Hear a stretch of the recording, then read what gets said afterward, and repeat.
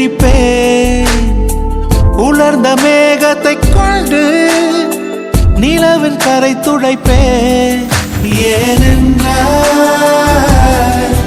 உன் பிறந்த நாள், ஏனென்றால் உன் பிறந்த நாள். கிளை ஒன்றில் மேடை அமைத்து ஒளி வாங்கி கையில் கொடுத்து பறவைகளை பாடச் செய்வேன்.